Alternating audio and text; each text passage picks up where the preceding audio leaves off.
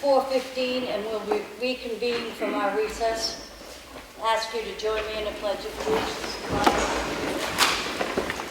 I pledge allegiance to the flag of the United States of America and to the republic for which it stands, one nation, under God, indivisible, with liberty and justice for all. Amen.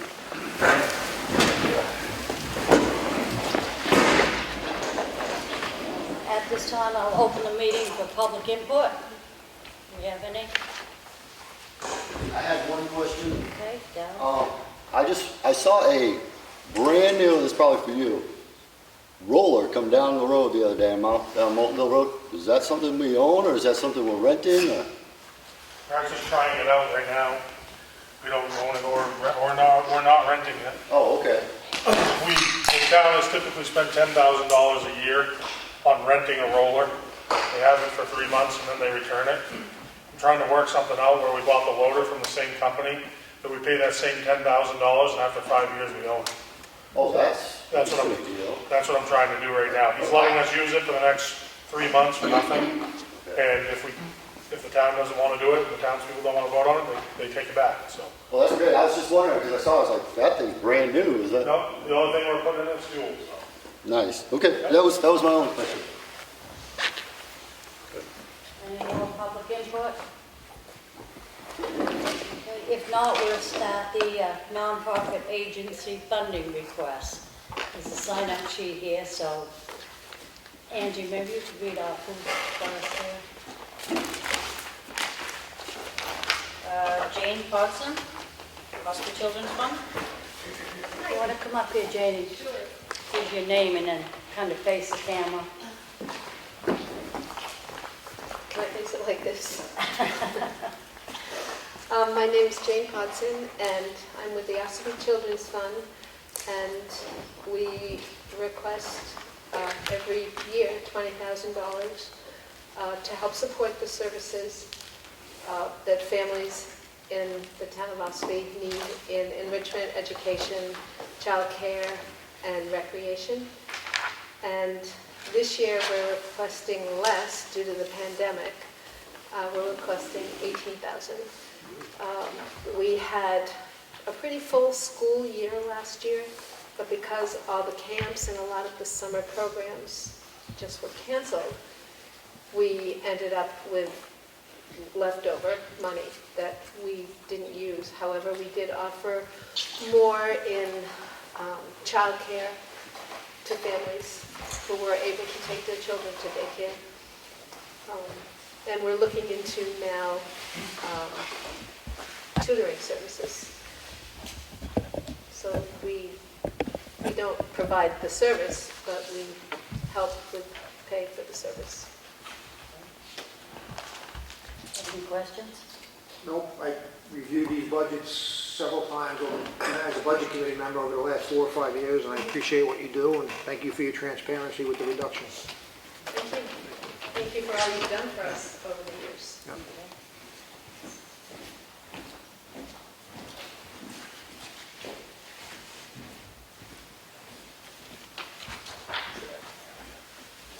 Are we going to motion each one, Martha, or are we going to? Yeah, well, you do individually, sure. Yeah. I'll make a motion to approve the $18,000 for the Ossipee Children's Fund. Second that. All in favor? Aye. Aye. Next is Barbara Ross.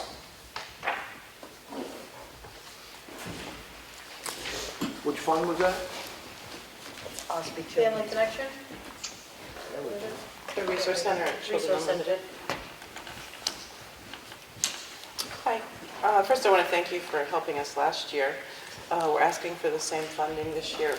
I don't know if you wanted us to answer all those questions that were sent to us, but we've been real active during the pandemic, probably more active. We've been the distributor of the COVID relief funds for the county, and much of it's gone to Ossipee. We continue to serve probably the majority, probably half of our families are from Ossipee at this point. We ended with 50 at the end of fiscal year 20, and we're already up to 25 for this year. If you have any questions for me. Which fund was this? What was the name of? Of the fund that we distributed? Unlimited. It Okay. was the COVID General Relief Fund through Granite Way, but we covered the county.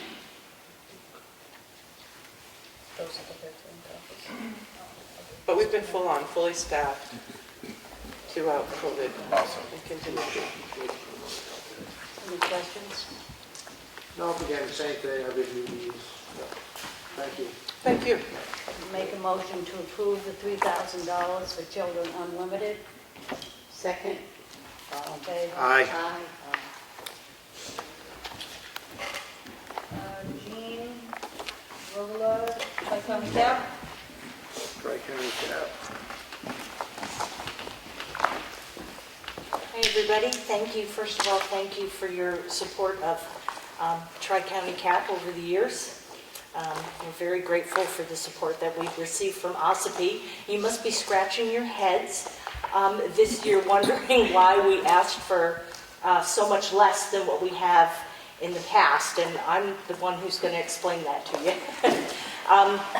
For the last 2-3 years, Tri-County CAP has really struggled with our municipal requests to find some way of asking for all of the towns that we serve on some kind of a basis that's fair, that's equitable, and that represents all of the services that we provide in a community. You know, one program or 2 programs might ask a town for support, and that's great, but without the support of the whole agency and everything that we offer, all the programs go away. So this is a grand departure from what we've normally done. It's a bit of a leap of faith. And like I said, since Ossipee, we're asking for so much less than what we have before. If you find it in your conscience to level fund us, we won't refuse it. That would be really great. One of the things that we realized when we were putting together the applications specifically in Ossipee is that basically we serve 1 in 3 people in your town with some kind of services, whether that's food distribution or Head Start, weatherization services, fuel assistance, and we never shut down during the pandemic, not for a single day. No one went without anything. As a matter of fact, we ramped up. We got extra food to our Head Start families. We got extra food to seniors. My associate, Amy Goyette, is also here to answer any questions about those programs. And we anticipate that in the coming year, folks are going to need us more than ever. And we're trying to ramp up as best we can with what we have to meet the needs. So I'm going to turn it over to Amy and let her go over sort of the services that we're asking for you to support this year. So she touched on many of the programs, and I just want to point out a few of the statistics that we've served over the past year.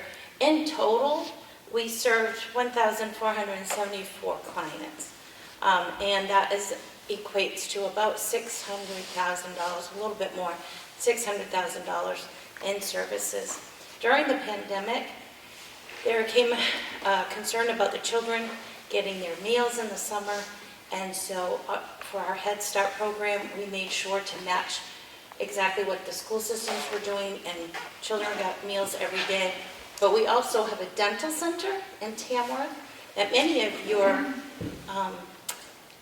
citizens partake of those services as well, and I've got some stats for that. But we got a dental oral hygiene kit that had like a little school pencil bag, a timer, dental floss, toothbrush, things to go, and we sent that with the meals so that the children were getting their meals, but they were also still getting that service and reminder for that oral health care. Because we do go in normally into the schools and provide hygiene services, and with the pandemic we were not able to, so we were trying to find ways that we could keep up with that service as well. This year, weatherization, I think it was 3 clients of $24,000 of services just in weatherization for the local people. We have Head Start, energy assistance, I think everyone's very familiar with that. There was over, let me look here, my eyes are getting old, 268,000 in fuel assistance, and then in electrical assistance, 124,000. So many, like Jeannie had said, 1 in 3 are receiving services. Do you have any other questions that concern statistics? Our USDA did 1,463 pounds of food, or valued at $40,000, and that's to the food pantries. I believe you have just the one pantry, right? It's Agape? Agape. That one. We give them lots of food. But we also sent to, let me think of the name here, the Ossipee Concerned Citizens. We gave toothbrushes and senior oral accessories, such as like Polident and things like that. We plan to continue doing that as the needs are there. Also, we heard that they have a daycare, and so we want to reach out to them and offer the oral hygiene for those children as well. So many services that offered from our agency. And again, the level funding would be appreciated. Any questions? Matt, this is the combine on the Tri-County cap on that main sheet Yep, for $97.75? that's the. Yeah, that is the, yes. That's And it's, Where you landed with the formula. correct. yeah, which cut our ask to your town about in half almost. And so, which, it really makes no sense on our end either, other than we are really trying to have that formula that can be used across 3 counties of towns. And so there are some towns that it affects differently because our services to your town are so much higher per capita than what it would be to another town. So it doesn't make sense in your town to ask for less. So the formula you came up with $97.75. Yes, and But it's based exi- on a per capita, a cost for Carroll County is $2.25 per capita. So we looked at all of the population figures from the 2010 census, got your town's population, applied the formula, and there we are. So that we can say to every town that we're going to, we have a logical rationale for what we're asking for. You can be relatively assured that it's going to stay the same year after year and that it's fair and equitable across the board. Yeah. That's sort of the feedback that we've gotten over the years in terms of our municipal requests. So we're trying to meet towns where they are in that way. Yeah. And what ends up happening to a few towns, and you happen to be one of them, is in your town, our services are provided to 1 in 3. That's not the case in all the towns. So a per capita formula doesn't equate well for the services provided to Ossipee. So the old numbers I had is $14,194 combined? Is that what I'm understanding? Last year I had 17. So 194 is what we asked last year. you got different, Okay, so there was another line for transit that was 3,000, that makes sense. Yeah. I thought it was, so you guys had 3 different types of funding last year? Mhm. Okay, so that's correct. 3 separate So I programs, reused that line to make this year's line. Yeah. okay, so we're missing one on here then. Is that what it is? Yeah, because I used that line for this year's request, but ultimately there was a 3,000 transit line. Okay, with the huge decrease, I'm very happy to make a motion to approve your $9,775. Second.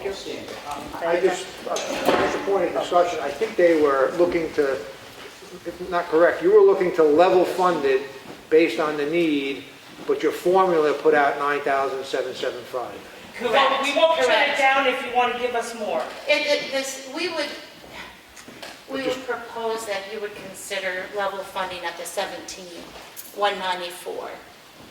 However, we don't feel fair and equitable if we're using our formula per capita to ask you differently than what Any the other formula town. is. So we're just pointing that information out. If you choose to level fund us at the 17, that is going to be very well utilized for your town. And if you choose to just fund us at the 9,000, you're going to receive those services anyway. So that's, You understand what she's saying? Yeah. Want to increase it up to, Well, I don't know, I was thinking split it in the middle, rather than going to the full amount, split it in the middle, because they do provide a heavy need to the town. well, I'll withdraw my motion for the 9,775 and make a motion to approve $13,000 for the How tri- about that, we'll meet you in the middle? That's we awesome. really That appreciate is it. awesome. And we are happily going to provide, we would assume an increase to the over $500,000, $600,000 of services. Yes, that's awesome. Thank you so much. Thank Need a you. second on that. I'll Oh, yeah. second that motion. Yes. All in favor? Aye. Aye. Thank you. Thank you. Thank you so much. Thank you.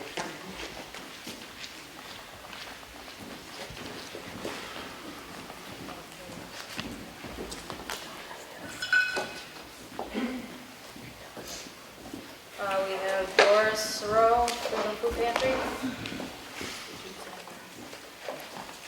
Freedom Food Pantry, you said? Yep.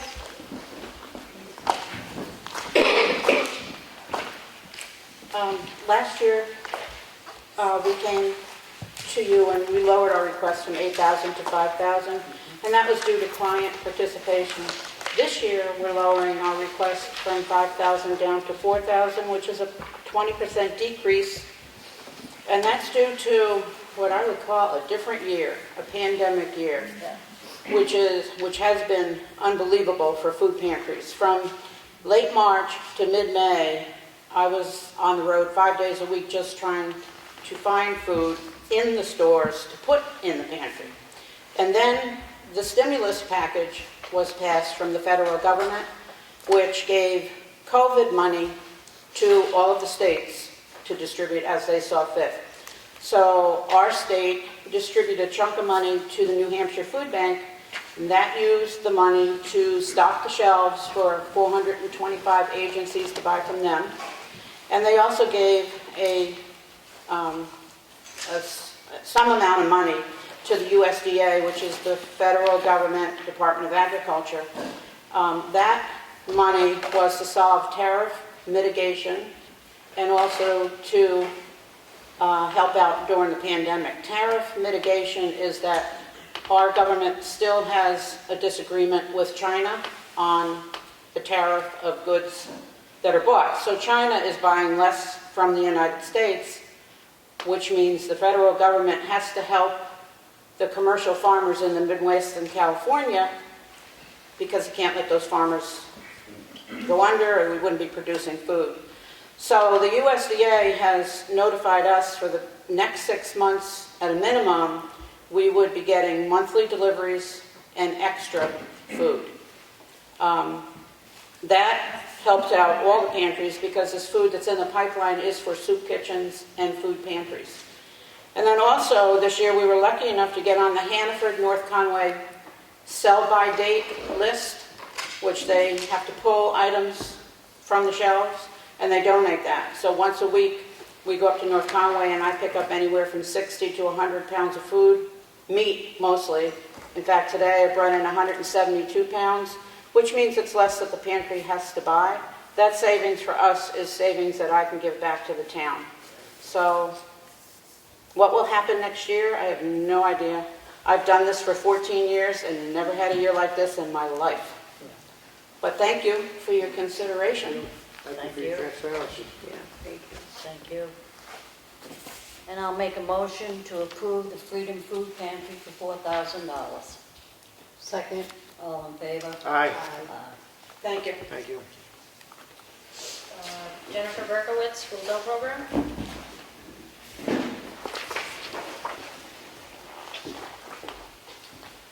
Good afternoon. Jennifer Berkowitz, Schools Out Program. I have some information to add to my application that was just completed today. There are 15 copies of our newly developed registration packet for the students. I want to thank you for taking our request under consideration. We're requesting level funding again this year, despite the pandemic. Basically, last year in March, when the school went to remote learning, we started a Google Classroom for some remote programs for children and families, and we ran that through the end of June. It wasn't structured clubs or meets or anything like that, because at that time, students were really just getting acclimated to life, school life remotely.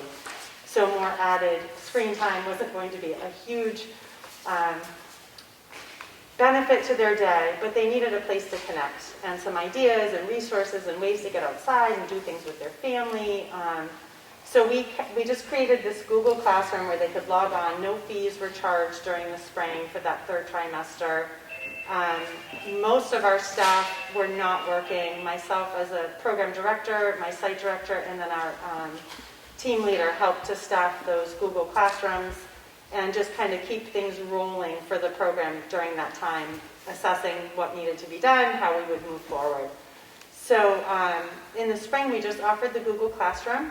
In the summer, we didn't offer any programming, which is not like any other summer. We typically partner with the recreation department and the school and the child care center to provide scholarships. With no summer programs operating, we did not offer those scholarships to students during that time. Basically got everything in line to start the new year and planned and waited and planned for whether it would be remote, hybrid, or in-person programming. We initially set up a plan for a fully remote program because the district was not going to be offering any after-school activities. And then they opened up to face-to-face after school was allowed. The Department of Education, the 21st Century Community Learning Centers grant that basically started this program was really the priority is face-to-face programming for their funding. So we pulled it all together to plan a program that was in balance with the current hybrid schedule at the school. So we will be offering, and those are the packets that I just gave Matt are basically hot off the press today. They're being copied to go home with students this week. But for this fall, the first session will be a 10-week session, and students will be able to attend in person 1 day per week. We're offering a Crazy Eights math club for each grade level, and we're keeping the students grouped by grade level due to safety. We're offering the program for 8, we're capping out the programs at 8 students for each grade. And so the ones that sign up and attend will stay in their grade level in a classroom. They'll participate in our normal snack, homework, and then the Crazy Eights Math Club, which is a really fun, proven math club that's designed to build confidence in math. So it's not numbers and numbers, but it's relay races and measuring and glow sticks and marshmallows and hands-on activities that utilize all that they're learning in the school day and make it fun and exciting and build their confidence in that area of math. We will also be offering a remote program on Wednesdays because the district is fully remote on Wednesdays. That program will be open to all 1st through 6th graders, and to start, we're offering a chess program, a virtual or remote chess program, which will teach them the game of chess. They'll be able to play in partners and matches with students that are also in the class, but their parents can also be involved and teachers. And they can also, as long as they're all in the class, they can schedule a chess match with anyone in that group anytime. So this was one of the keys that was enticing for it, because again, they're on the computer a lot during the day, the ones who are remote. So giving them, hours and hours more of sitting and listening and watching the computer it's tough to find that balance. But this will be something where they can connect with their peers, receive some services, learn some new skills, but also have a way to connect out of the school day. So if it's 7 o'clock in the morning and they're up and they've had breakfast and they want to, meet with Martha and I are friends and we're in the club, we could say, hey, let's schedule a chess match at 7 before school, and have another way to kind of connect with folks or play with their parents. So that will be one of the remote programs. And the other one is called Drum Fit, which is a curriculum that we've purchased, and it's a movement program. It does like a heavy cardio, core, balance, and they've partnered with Kids Bop. So anyone who might have kids in the room knows Kids Bop kind of takes the current most popular music and they make sure that it's all age appropriate for children, all the lyrics are appropriate, and all the kids know it. They just know. We can find it on Kids Bop, Miss Berkowitz, or whoever it is. So it's a drumming program. So they'll be able to follow along in their group and get some really good movement. And there are also a lot of lessons they'll be able to go through for mindfulness and relaxation and stress relief. So this is what we're planning moving forward to start this year. We're going to run 3 sessions. It is very possible that we will add to the remote options as the year goes. But that will depend on staffing, availability, and budget, of course. One of the major challenges in starting up this model of a program, the schedule that we put together, of course, was funding, but the second piece was just staffing. So initially I planned it to serve all 6th grade levels, 1st through 6th graders, every day in the in-person program and remotely, and we didn't have the staff response to be able to offer that. So we'll be serving 4th through 6th graders on Mondays and Thursdays, and 1st through 3rd graders on Tuesdays and Fridays, and then the entire 1st through 6th grade population will be able to participate on Wednesdays. I don't know if that will be a challenge. At this point, I am fully staffed for that, aside from one position, and it sounds like I may have a substitute starting next week, but very short staff, very difficult time finding staff to work in person at the school during the after-school hours. I know you're wondering what we did with the funds from last year. We appreciate you issuing the check. Matt had emailed and asked, what was going on, what were we doing? And to explain our budget and our figures for the end of the year, basically, by not running a full program like our schedule reflected, like we've done in the past, we didn't charge fees. So it kind of came out like a wash. What we would have expended, we didn't bring in fees. So we ended the year about where we always are, maybe a little bit less to start this year. So the second payment from last year's funds has come in and is being used to do startup right now. So our request is level funded. We are not charging tuition like we usually do, a sliding scale per club, because of the remote programming, because the limited choices. Usually we have a menu for all the children. We can serve 1st through 6th graders. We're charging a basic registration fee instead that will help balance it out a little bit. We'll be able to utilize scholarships for families. We won't turn anyone away if they are unable to pay that, but it will help balance out the budget to continue to offer the programs. At this point in time, our budget gap is about $30,000. The Department of Ed, through the 21st Century Grant, are offering supplemental funds for in-person programming. So my next step is to apply for those additional funds in the hopes that they are approved, and it will help balance things out and we can continue on with this model for the school year. If this district should go fully remote, we would need to then go fully remote. I do have quite a few programs lined up that are very appropriate, COVID modified for children, some great resources for families and communities, and to keep everybody kind of together and moving and healthy during this time. But that, I think, maybe gives you what you need information-wise. We did serve, I think it was 263 students and adults last year. You probably saw in my application, we currently have 2 participants now. That was a virtual family cooking night that we offered. We're going to be doing that monthly in partnership with UNH Cooperative Extension, the Nutrition Connections program. And we'll also be offering a bi-weekly snack program through that partnership, where the students will get some nutrition information and a nice little snack program through Joy Gagnon to just add a little piece to the snack portion of our program. Have any I questions? think that's it. Any questions? I'm just going from memory from last year, but I remember you had a concern about losing a grant. We were concerned last year about losing the ability to charge tuition. The 21st Century Grant was looking to implement no fees across the board for those programs, and they were going to also implement a lot of stipulations on participation from students, targeting students, making sure that we're really serving students who are low academically, and that those students have first priority to attend the program.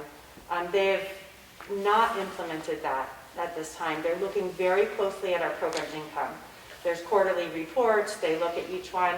We met with their auditor as part of this process. They met with all the programs. They had no concerns over the way that we were managing our income, our tuition, our grants, anything like that. So I think there was enough that was being managed appropriately across the state that they left it as is, and they're just going to monitor it and make sure that everyone's following the guidelines. Because it's a federal grant, any of the funds come in basically are earmarked as federal funds under that grant. And so their concern was that people were bringing in an income, tuition, and not needing it, not utilizing it by the end of the fiscal year, not using it towards current services, but maybe putting it in a side for a rainy day fund or an emergency fund, and that's not anything we've ever done. And so that didn't get put into place. And the other thing, the point of discussion was about the option of you looking into a 501c3. We did do that. I looked at that in a number of ways. The search and information gathering ended when the 21st Century Program Director let me know that if we were to do that, we would have to end our current grant term and reapply again at the next funding cycle as a new entity. So we would have to be our own entity, and then we would need to partner with the school district rather than the town recreation department and apply in that manner. So that is something that I believe it's 2023. It could be 2022, but we'll be up for reapplication again. And so that would be something that we would want to look into the year before. If it makes sense, for the program to establish that 501c3 status, we would apply for that. And then when we submitted that next application for 5 more years of funding, we would apply as our own 501c3 at that time. It didn't make any sense to me as a program director or our board to stop a grant that was pre-approved for 5 years and not know if we would be approved for funding. Good for me.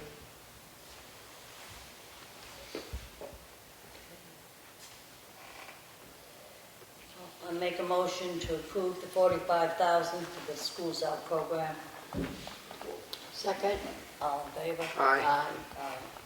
Thank you. Thank you. Thank you. I want to add just one piece so you have this tidbit because I'm thinking of it, but we did need to add a second bus due to COVID. We run our late buses, and all the years that we've operated, 18 years now, I think, we've not paid for one of our buses. It's been in kind to the district. The late bus that comes from the high school stops and drops students off, and they pick up our students and then carry on the route. So there's never been a charge for that bus. Due to COVID and spacing and not wanting to mix students from different schools, we had to add the expenses of the mileage and the driver for that second run. So, just so you know. Thank you. Thank you so much, I appreciate it. Madam Chair, I have Yes. a question. Yep. How many students are in the Schools Out program that we just funded at 45,000? How many are going to be in it for this year, this school year? Because you just said there was 251 last year? I think it was 263 last year. Well, there's 2 now, but we haven't begun our programs. We'll begin on November 9th. So are the schools going to open back up? Yeah, schools are open. Well, they're open 2 days a week. What was that? They're 2 days on, 2 days off? The school is open 4 days per week. They're fully remote on Wednesdays, but it's a hybrid program. So they have a cohort A, 100 students who attend on Monday and Tuesday, and then they're remote Wednesday, Thursday, Friday. And their cohort B students attend on Thursday and Friday, and they're remote Monday, Tuesday, and Wednesday. So they're not at the school though? They are at the If they're school. remote? The remote students are not at the school, so everyone is partially remote, and some are attending school in person. Okay, I'm just trying to figure out, because I know that there's only 7 kids going to the middle school. The rest are all remote. So we have a whole middle school open for 7 kids, students. So I'm trying to figure out how many students are going to the elementary school that are staying after school to go to the program. Well, we will have the capacity at this point with our staffing to serve 24 to 30 students per day right now, which is half of what we usually serve. And quite frankly, I mean, if you're putting numbers together, I've done this budget 3 times since, and every time I've done it and tried to staff it, the first 2 times I had to completely change the model because there was no way we could fund it. So we will serve, I don't know what the turnout will be, but my guess is we'll serve about 125 or 130 students individually the first session. The most that they will be able to attend the program at this point would be 2 days per week. Whereas we might have served 125 or 30 students before, but they could have come 5 days. That doesn't mean that we won't still serve our 260 students by the end of the year, but they're definitely not attending at the same level that they were just due to safety concerns. If we could garner the funds and offer more remote programming so that our remote programming was not just on Wednesdays, but Monday, Tuesday, Wednesday, Thursday, Friday, we would be able to serve more students. But at this point, due to staffing issues and just funding, basically it hasn't doubled our cost. I was able to reduce our budget amounts when I last scaled it down, but we're serving less students, we're offering less programs, and it's costing right around the same amount. And that's because of staff.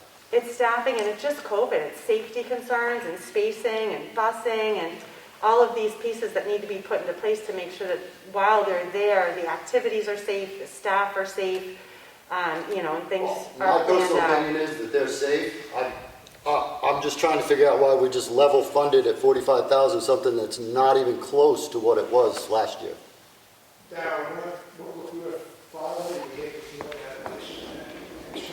Well, yeah, I can think about it in my head. It's just. It is hard to wrap your head around. It's just common sense to me. Yep. Well, it's all there. My email's on there. No, So you I can email understand, don't get me wrong, I have no problem with, I think the program is great. To myself, 45,000 for something that's not even half of what it was, just doesn't make sense. And if the COVID is the problem, we have COVID relief, right? We have a program for that through the state. Well, the school is getting a lot of money. For after school. There is a program and I will be applying for that funding, for supplemental funding for the in-person, but it won't change the budget figures. It will help to cut down the costs or the need to seek out additional funds due to this, but it's definitely more expensive. Let's move on. Okay. Who's next? you gonna vote on that? or- They did. We did. We did. Mike Turner, Life Ministries? Hi, gentlemen, ladies. I'm Mike Turner. I'm the president of Life Ministries Food Pantry in Wolfboro. And we're a 501c3 organization that we were established about 35 years ago. We're governed by a board of directors and run by two part-time staff. One's a operations coordinator, one's a food coordinator, and about 60 great volunteers. Our mission is to supply food to qualified people that are in need. Each year, we re-qualify every one of our clients. It's done on an annual basis, so that every year we have a few that drop out, and obviously we gain a few more. But our goal, as far as food is concerned, is to provide 10 meals per week for each person in a family. And that, breakfast, lunch, and dinner. So it's a variety of things. The food pantry distributed 198,500 meals last year, which was about 2% more than we did in 2018. So we continue to grow as the need continues to grow. Our estimated projection for this year, 2020 so far, is going to be about the same as 2019. In spite of, we've had some of the same issues that this young lady has as far as craziness for distribution and the COVID money and all this was going on is extremely confusing for us as well. So, but during the pandemic, we have continued to serve our clients at the same level of distribution of food. However, we've changed it. We usually distribute food every Wednesday in pre-COVID times, and now we distribute food every other Wednesday, or basically the first and third Wednesday, but we give twice as much food. So we give that 10 meals per week is 20 meals per week at each distribution. And occasionally we have a 5-week month, and it's 3 weeks at that time. So the reason we've done that is, one is that we find that our clients even we're having difficulty with gasoline trying to get to the pantry. We are also trying to cut down the contact that our clients had with the volunteers and volunteers with the clients, to try to take some stress off the COVID exposure. So that was our reasoning behind doing that. So we also changed our distribution method. We typically, in the past, have had the clients actually come into to the pantry, fill out a menu. They get checked through our computer system to be sure they're qualified, and then we have volunteers in another section that fill the menus, and then in a grocery cart. The grocery cart goes out. They take it to their cars. Unfortunately, again, because of COVID, we did not. We were wondering how we were going to clean the pantry on a weekly or bi-weekly basis, and we just finally came up with a drive-through program now. So that's kind of what we do. Is that the clients come in, they don't get out there. They're all given masks. They stay in their cars. We have outside intake people that take their menus or take their orders, bring it inside. The volunteers do the shopping. Then we have other people that actually load the bags in the grocery carts and load the client's car. So it's obviously taken us longer, but we feel it's a little bit safer. All of our volunteers have KN95 masks. They all wear face shields. Because it's we've got reflective vests for everybody, since they're working outside. Particularly going to be beneficial, as the sun's not staying up as long. So we've taken a lot of precautions and spent a lot of money on trying to be sure our clients are safe, as well as our volunteers. So how do we relate to Ossipee? Well, in 2020, 26% of the total clients of our total clients are Ossipee residents, which is 4% higher than in 2019. We have distributed food to over 245 Ossipee residents so far in 2020. We have provided 33,000 meals to Ossipee residents by this date. And that represents, those 33,000 meals represent 22% of the total meals served by Life Ministries in 2020 so far. Our food budget is $147,400, but we've been extremely fortunate because we've received donations from individuals, donations from foundations, as well as grants, and we're very fortunate because the New Hampshire Food Bank in Manchester sells us food and distributes food, a lot of it free, at a much reduced rate. So because of all these things, we're able to ask for a level funding this year, which is $6,000.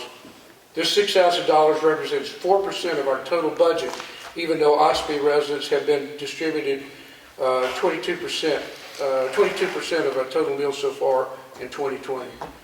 So, I'd like to thank you for this opportunity for appearing for you, and really thank you guys for our funding in the past. And we really greatly appreciate it, and I just hope you'll give our current request your full consideration. So thank you for your time. Thank you. Any questions? I just have a question. So just curious, not to pit food pantry against food pantry, but the previous food pantry that came here said they were inundated with amount of food from the federal government, which helped reduce their costs. We've received, what we do is that we have a refrigerator truck that shows up on Wednesday, and we anticipate how many clients we're going to have. And we say, for example, that one of the things they gave was a 22-pound of produce, which was a variety of cucumbers, tomatoes, this type of thing. They also gave cases of half gallons of milk. So again, all those were given to us it didn't cost us anything. So basically, we added that to the food that we would normally give.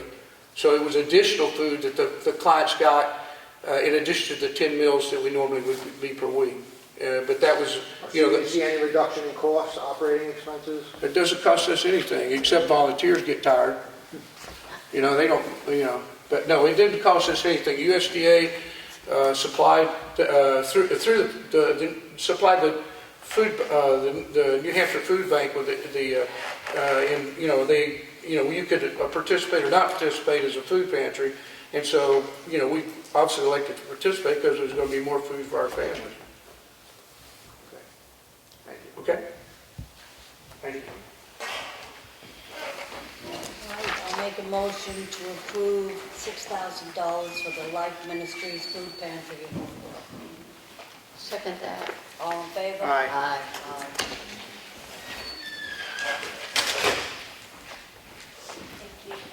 David and Billy, Central New Hampshire VNA and Hospice.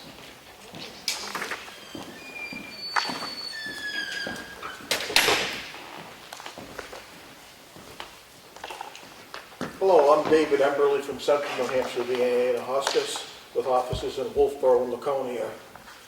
The agency is again asking for level funding from the town of Ossipee in the amount of $14,000. During this past year, we have provided 3,736 visits to residents of Ossipee. In addition to providing health care services in the home, we've also participated in Carroll County Emergency Preparedness Planning. In general, we provide home care services, health care, hospice, and pediatric services. Our agency has continued to offer all these services during the pandemic. Some of the services, particularly in May and April, particularly services like physical therapy, had a little bit of a drop-off due to patients putting off or rescheduling procedures, elective procedures and other procedures during the height of the pandemic. But that's picked up back again. Also, Central New Hampshire VNA and Hospice provides in-home health services to patients with COVID-19. Fortunately, we've been able to purchase sufficient supplies of protective equipment, gowns, gloves, masks, and shields to reduce the exposure to our staff. Also, since the beginning of the pandemic, we have contracted with the state of New Hampshire to provide testing for people for coronavirus in the homes if they were not able to get to a testing facility. We anticipate continuing to provide all these services we have in the past upcoming year. In fact, I believe that providing healthcare service in the home is an important response to this virus. Do you have any questions?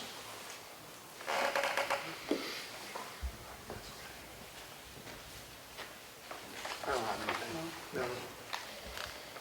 I'll make a motion to approve the Central New Hampshire VNA and hospice in the amount of $14,000. I'll second that. All in favor? Aye. Thank you. Thank you very much. Thank you. Thank you. Zachary Porter, Kingswood Youth Center.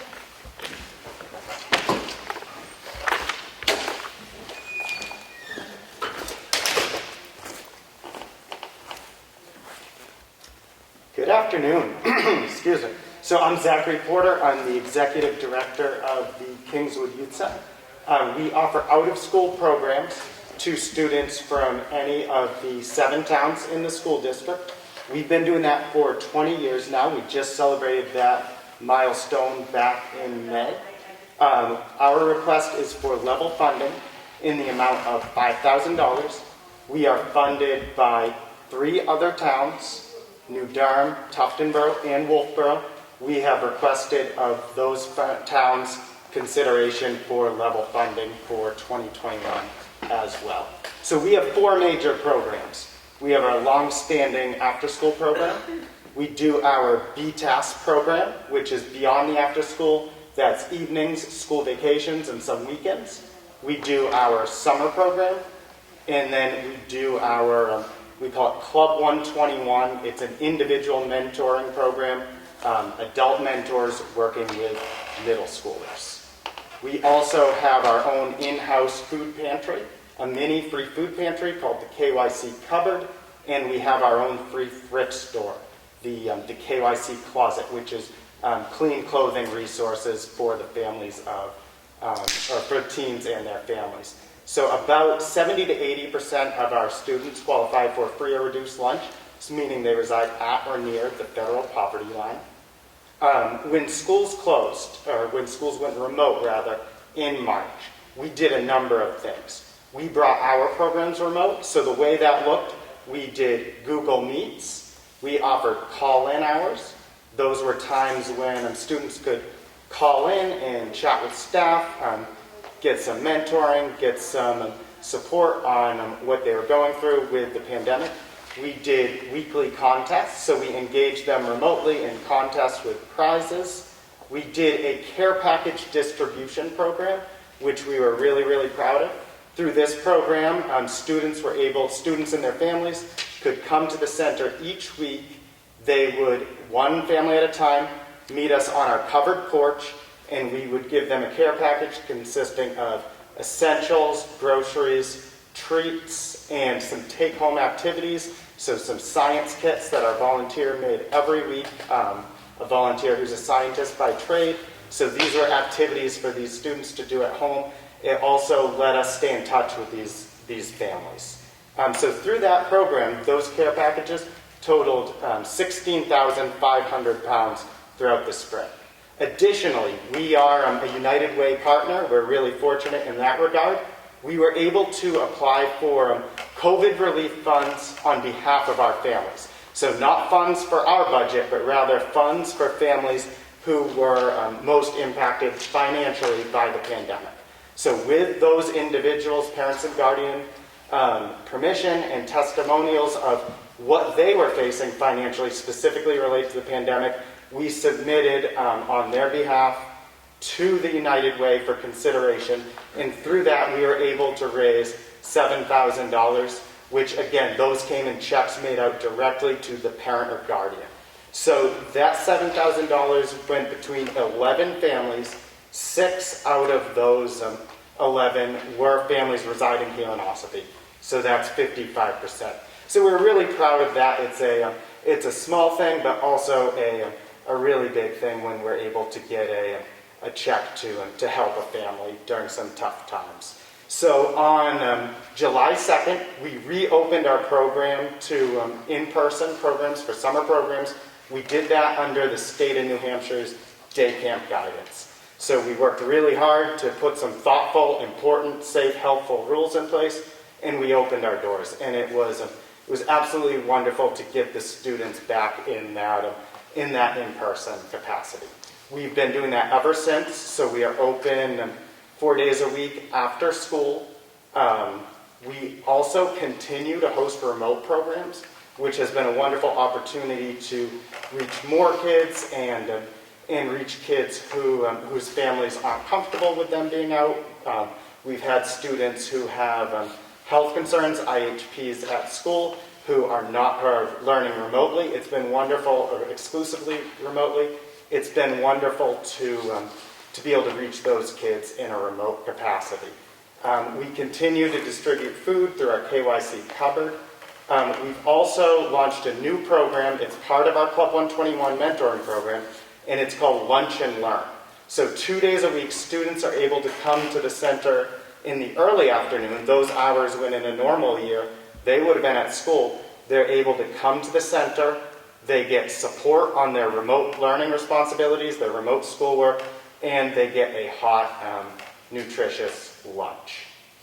So I'm more than happy to address any questions anyone has about our programs or our request. I have 2 questions. On your operation expenses, you have your previous year of 190 and the current fiscal year. Is that year to date, or is that going to be for the remaining part of the year, 177,000? That is for the current fiscal year we're in. So that budget began July 1, 2020, and it ends June 30th, 2020. No, but I'm saying, is that a projection on here, or is that year to date? Oh, no, so that's what you're projecting. That's the projected You're budget. down Yeah. 13,000 from last year, it shows? That's correct. Okay. Yes, and we are able to tighten our belts. We are employing less staff, and so we're ready to take a hit in terms of not having as many fundraising events and some uncertainty around some of our grant funding. So we were able to make a slightly smaller budget for this coming fiscal year. And on your statement of cash flows, it says you took a PPP loan of $24,200? That's correct. And what did you do with that money? So that, the PPP must be spent towards payroll, utilities, mortgage, and mortgage interest. Those are the qualifying expenses. So we expensed those in the spring, and we have not been forgiven yet. We're in the forgiveness application process. So we did budget in our income the PPP loan forgiveness. We budgeted for next year, for the current fiscal year we're in. Reason being, we borrowed that money. It's still a liability to us. We received it in the spring. So we will put it on our budget as income for this coming fiscal year, and that will take a lot of pressure off in terms of the uncertainty around fundraising this year. And I'm sorry if that was a little confusing. That just being said, we expensed it last year. We're not actually forgiven until this year.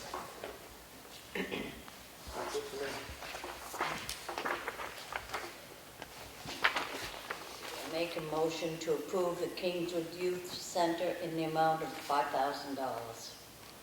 I'll second that. All in favor? Aye. Thanks so much for your past support as well. Matt Howe, Green Mountain Conservation Group. Hi, how are you? Good to be here.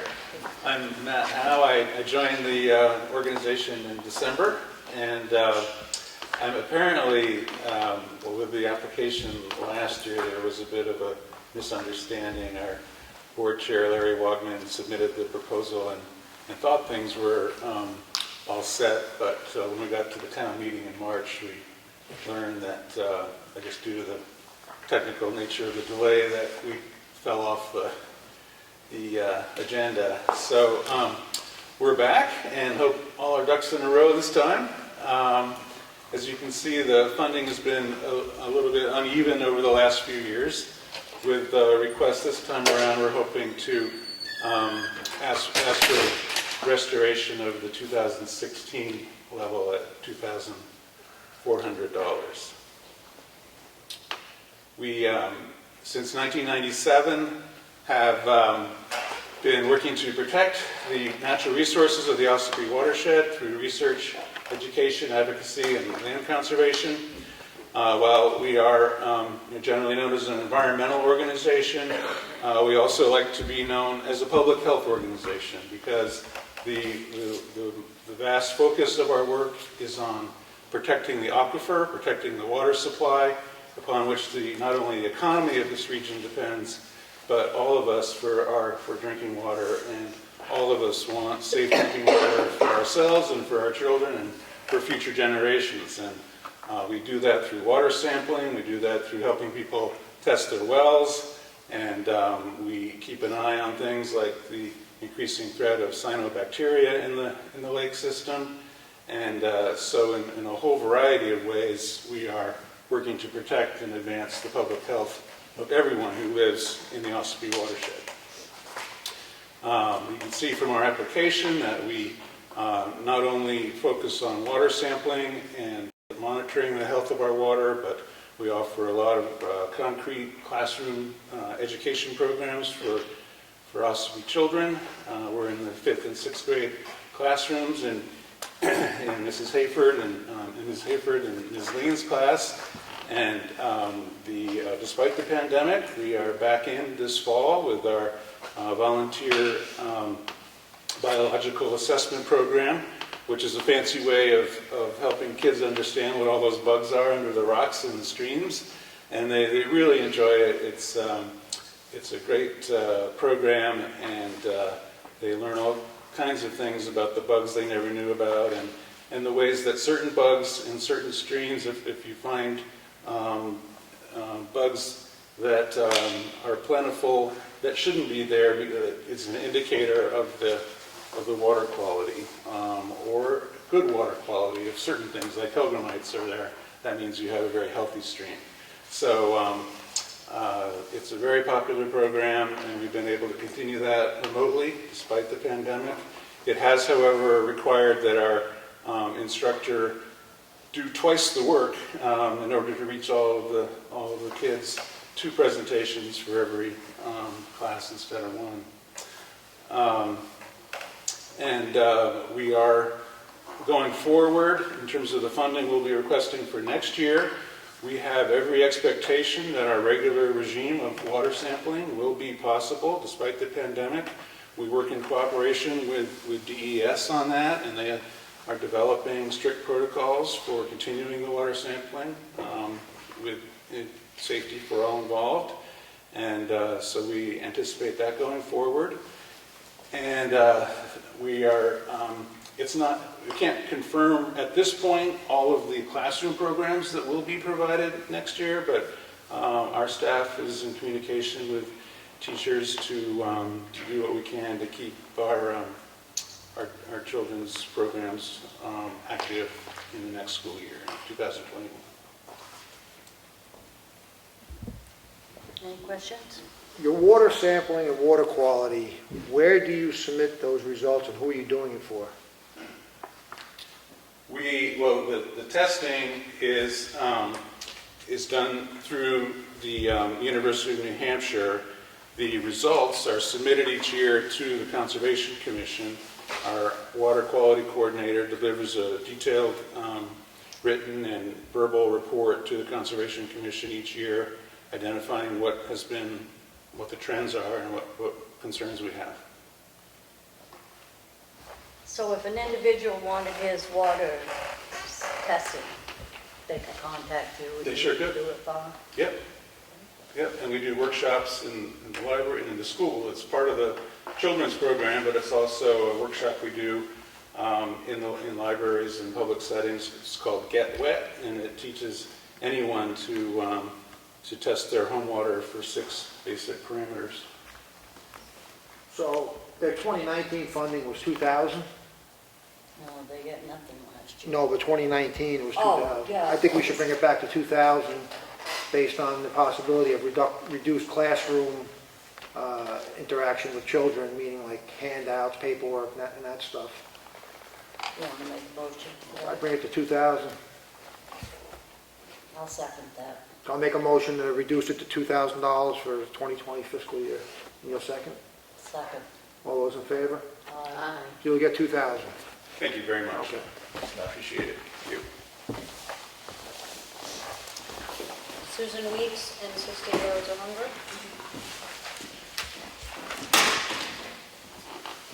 Hello. I'm Susan Weeks from Tuftonboro. I volunteer with them 68 Hours of Hunger. I brought the application in. There's a lot of information in there to get through, and I realize you haven't had a lot of time to look at it. We've had a very interesting year. The pandemic made a huge impact for us. We had moved out of Huggins Hospital because they were doing renovations. Moved to Brewster Academy in the basement of the Smith Center. COVID came along. They moved us to the basement of the old Citizens Bank in Wolfboro. And then, so we used that through the summer, and then for them to start up this fall with their 100% quarantine campus, they needed that facility, so we had to move again to our director's garage. And now we're at All Saints Church in one of the classrooms that they can't use because of COVID. They're letting us use that, so that's temporary. So we learned we need our own facility somewhere, or a place we can rent long-term. So that's a new project we're actively working on. We are seeking funding for that with other applications. The bulk of what we're asking for you folks is for food. We ramped up our program for the summer. We delivered 125 meals a week to Ossipee all summer, instead of typically 10. There was the need.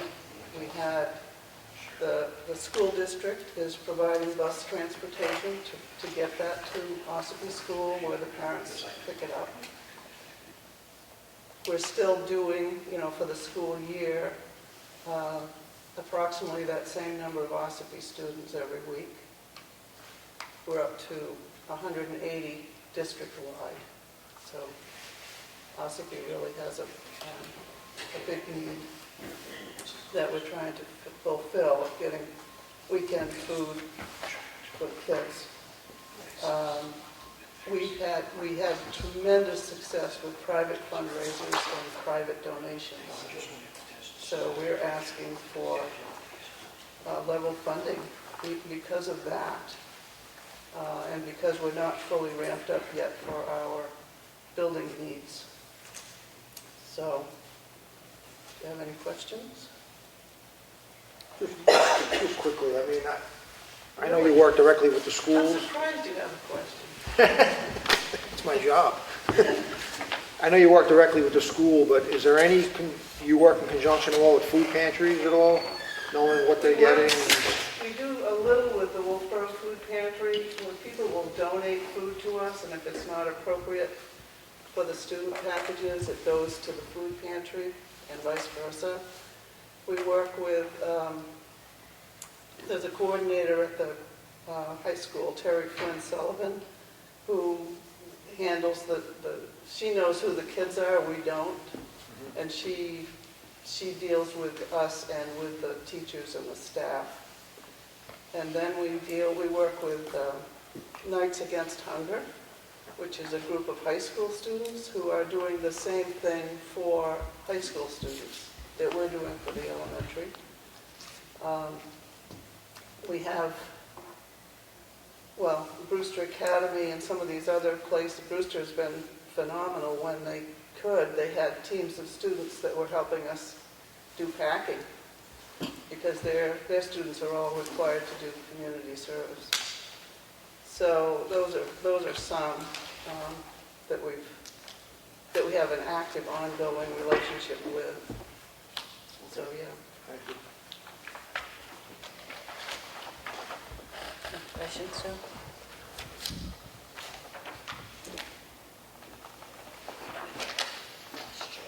I will make a motion to approve N68 hours of hunger in the amount of $5,000. Second. All in favor? Aye. Thank you. Thank you very much. I got to make a correction. I said for fiscal year 2020, for Green Mountain, it's 2021. Thought of it afterwards. Billy Scan, Ossipee Historical Society.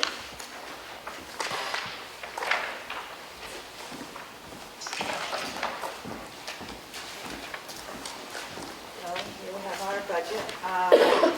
Again, we didn't do much this year because of COVID. Our programs that we had originally scheduled for July, August, September, and October had to be postponed. We have confirmation that all the programs that we had scheduled for this year will be scheduled for next year. We're also looking into doing a virtual tour of Ossipee. It used to be a walking tour, and we're going to see about doing a virtual tour of Center Ossipee. There was also one of Ossipee Corner. Those are some of the things we hope to do next year, along with the regular programs we are pushed aside till next year. Even though COVID happened, we still have our same expenses of security, electricity, phones, all that. None of that has really changed, so we still would appreciate the $4,000, the level funding. We do have the 3 buildings that we have to keep insured. We have to heat the courthouse, and that alone is around $6,000 a year. And insurance is roughly $6,000 a year. And this year we did no fundraisers. It was just not feasible to do anything. Just curious, is there any big building maintenance that's going to be coming up with any of the... There is. What had happened during the summer, one of the windstorms, the chimney, part of the chimney had come off. The insurance covered some of it. They covered roughly $8,500 of the $2,200, $8,500 of the $22,000 that it may cost, because they're going to start it, and then the slate roof, depending on how many slate pieces were broken, they're going to have to repair that too. So the estimate is around $22,000. You guys have funds to cover that? We do have money for that. A family has donated to us to use for maintenance on buildings and stuff. So we are using that along with the insurance money, and we've actually gotten close to $1,000 from people, word of mouth, knowing that we need help. So we are going to do that. And with our new newsletter go out, we'll let them know what is needed also. And they actually, well, they were going to start today. I don't think they started today. Today's weather. That's it for me. Thank you. Yeah, make a motion to approve the Ossipee Historical Society request in the amount of $4,000. Second. All in favor? Aye. Aye. Thank you. Thanks. I didn't sign it. I didn't sign up, but she will start with. So I'll start with childcare. We're asking for level funding for our daycare center, childcare center. For the upcoming year was $7,000. We have not missed a day because of COVID.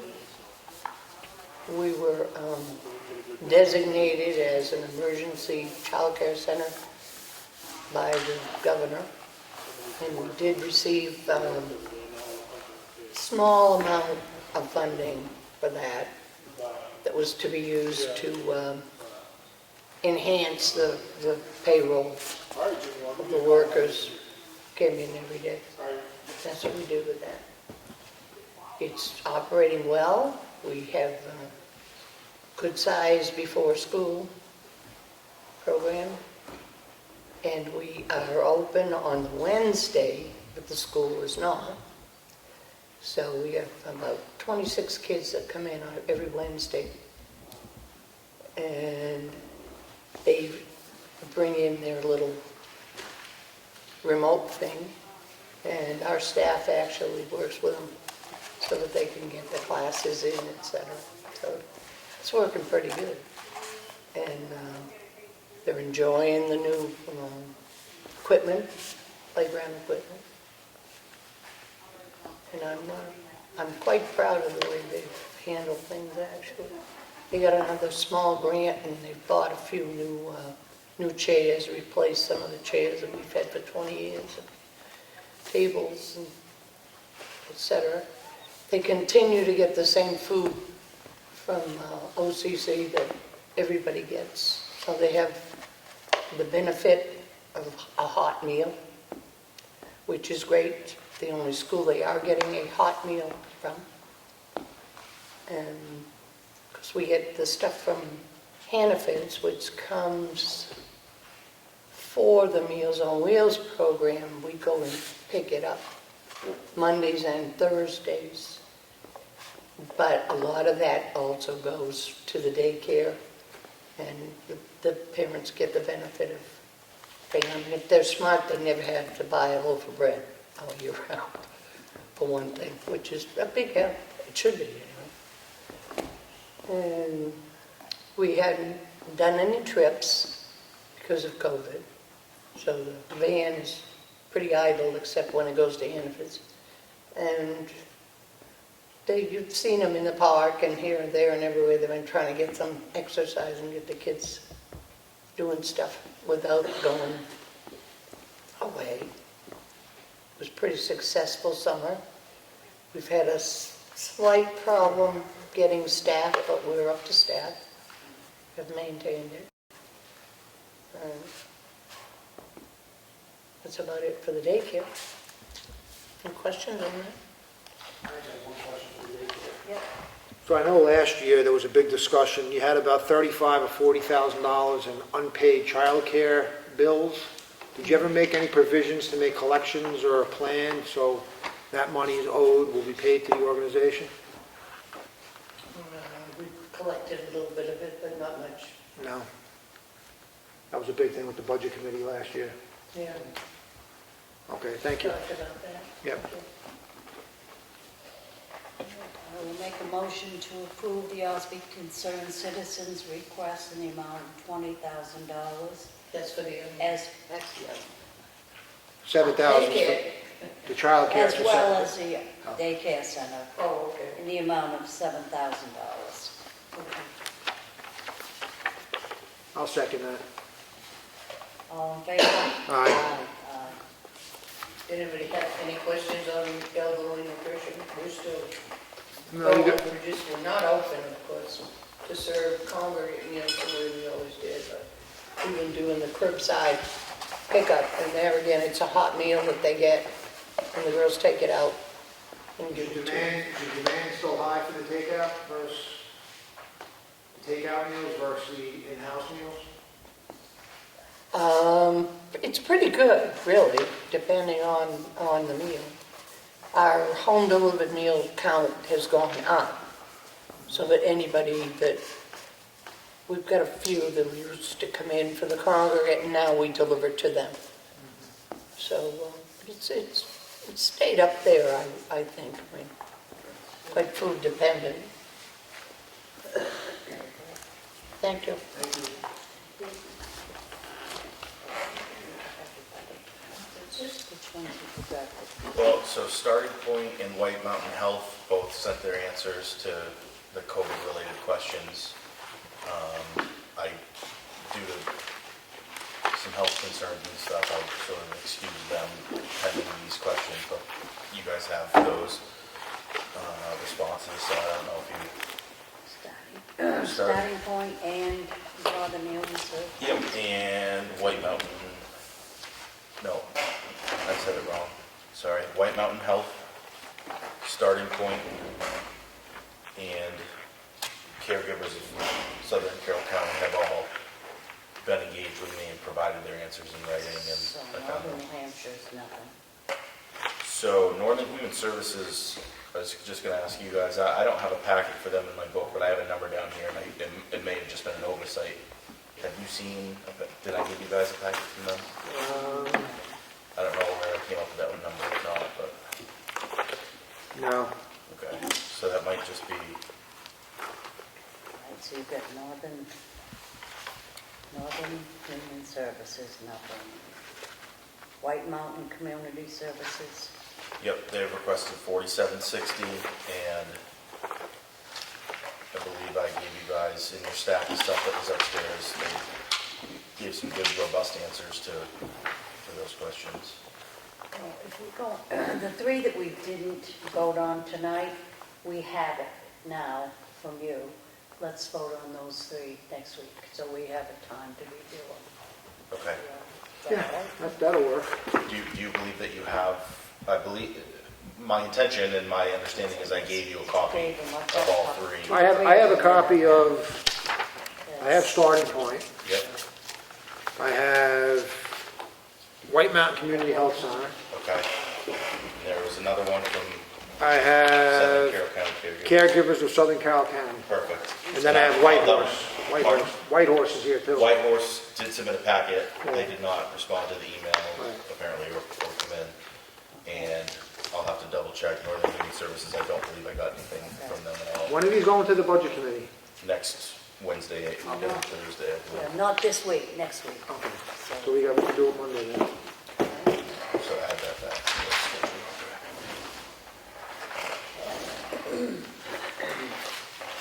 I have here the Town of Ossipee check voucher totals for payroll week ending 10/26/20, the pay date 10/27/2020. Total payroll was $44,415.43. Total accounts payable the week ending 10/23/20, the check date of 10/23/20. Total accounts payable was $67,176.99. Make a motion to approve that. Second. All in favor? Aye. I have the Selectmen's meeting minutes for Monday, October 19th. I make a motion to approve these. Second. All in favor? Aye. We have the budget for the dog officer. Last year, her budget was $16,998. This year, she requested $19,700. We've requested a couple times that she come in and meet with us and discuss this increase. She has chosen not to do that, so I make a motion to level fund her budget in the amount of $16,998. Second that. All in favor? Aye. Aye.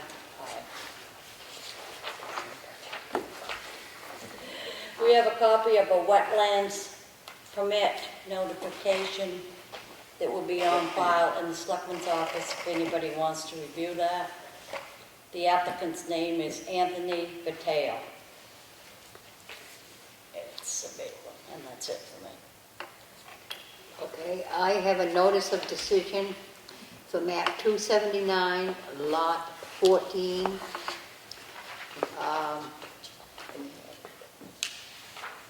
Was granted final subdivision by the planning board. I don't have to vote. I have another notice of decision by the planning board. Tax map 250, lot 5. Notice of decision granted a final subdivision amendment approval.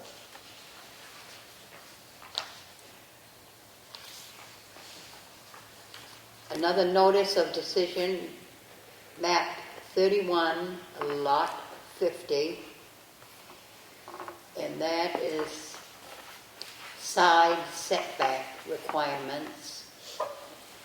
Notice of decision by the Zoning Board of Adjustment.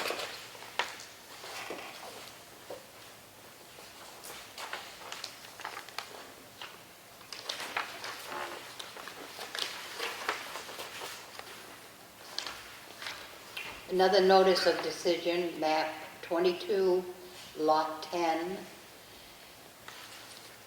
from the Zoning Board of Adjustment for a front setback to remove existing 20 feet by 34-foot home.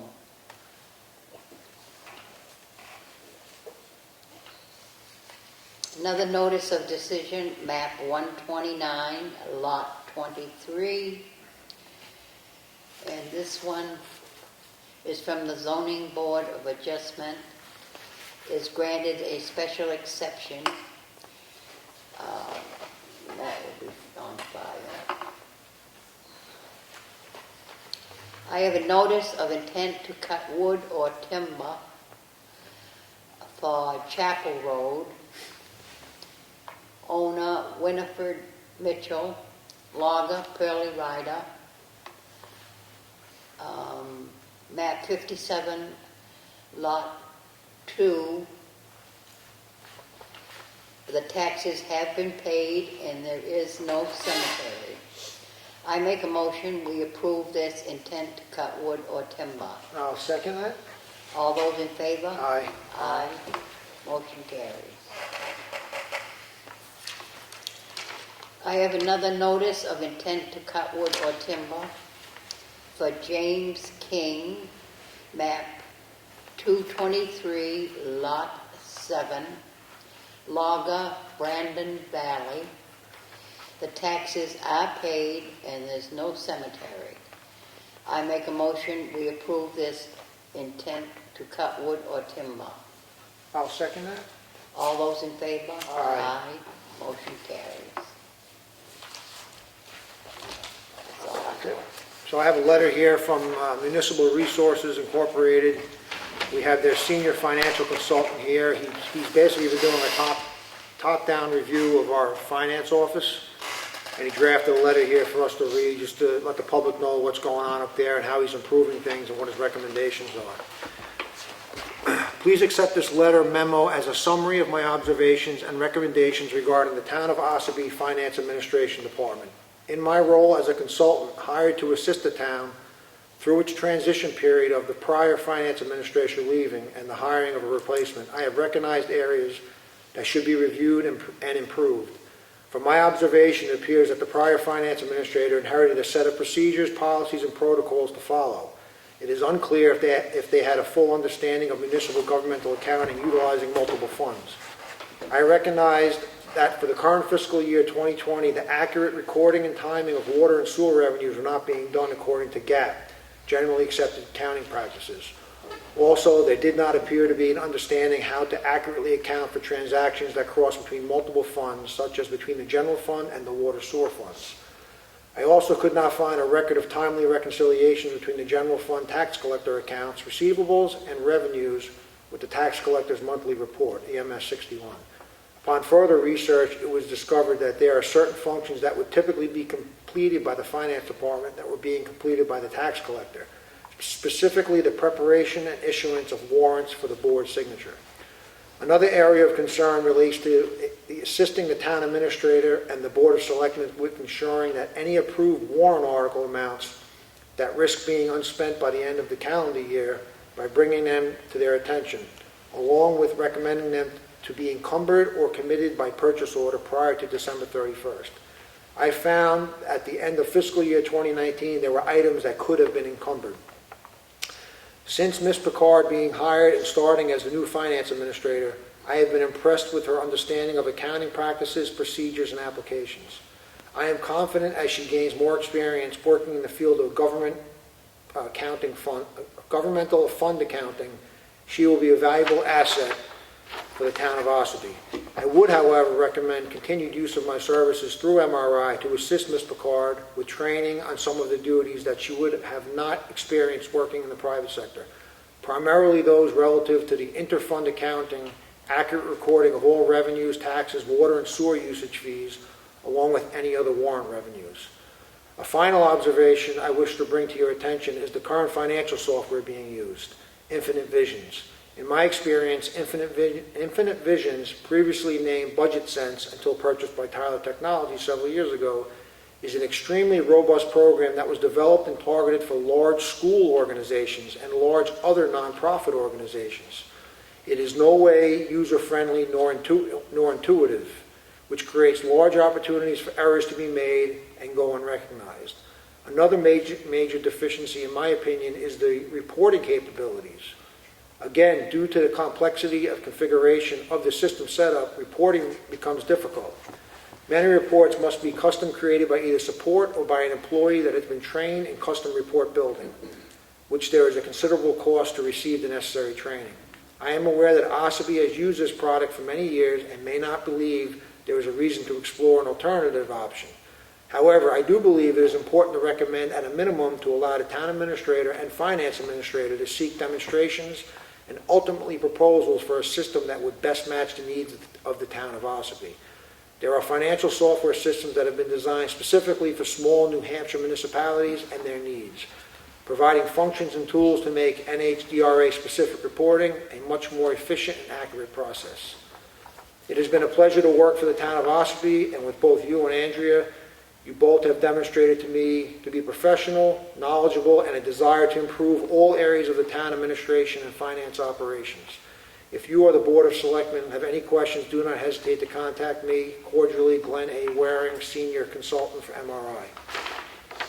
So that letter is relevant to just show what we're getting out of paying MRI, the weekly amount that we give them, and also the recommendations coming forward, especially new software in the accounting office, which is going to have to be purchased at a cost. I have a question.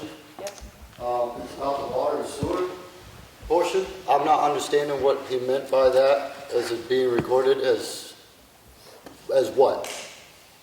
Is it part of the budget, or is it separate? Because it's supposed to be separate. So that's what I'm trying to figure out. What is that?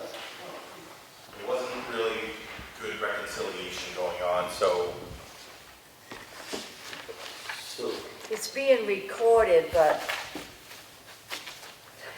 it wasn't being recorded properly.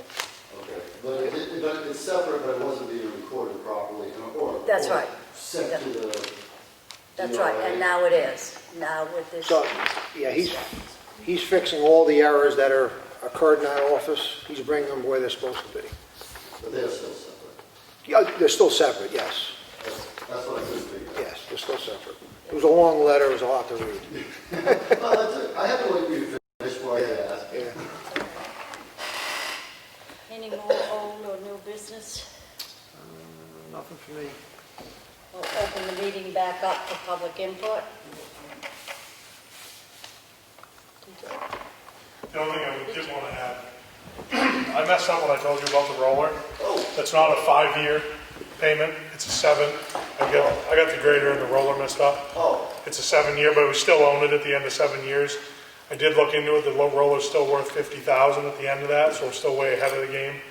And it'll last us a long time, so that's why I just wanted to correct myself. So you brought up the grader, but that's another thing we still have to go in front of the town and vote on, right? Yep. They have an escape clause in the payment plan, so Okay. they don't, I'll go to them, we can not get the new grader and. Well, depends on how much money we have left, I guess.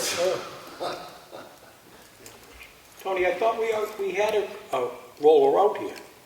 Nope, they usually rented it off the Evans. Oh, okay. And they spent $10,000 for 3 months. Oh, yeah. And this was, I think it was just over, if you remember, it wasn't like 11.5. It was under a 3% interest rate. And I think it was like 11.5, and after 7 years we own it, and we wouldn't pay the payment. We pretty much could cut that line item out. Okay. So. As long as it still works, right? Oh, it should. Low maintenance. Very low maintenance, there's no def on it. None of the emissions, because the motor's small enough that you don't have to have the def. There is a bearing or something that goes bad. A bushing, rubber bushings in the front for the pounding. They say those go, but they're cheap, and there's very low maintenance on them. We would use it, I mean, we get our use out of it through the year, but so we're not going to use it like a construction company constantly, so. You hope. Yeah. Yeah. Being no further input, I make a motion to adjourn. Second. All in favor? Aye. Aye.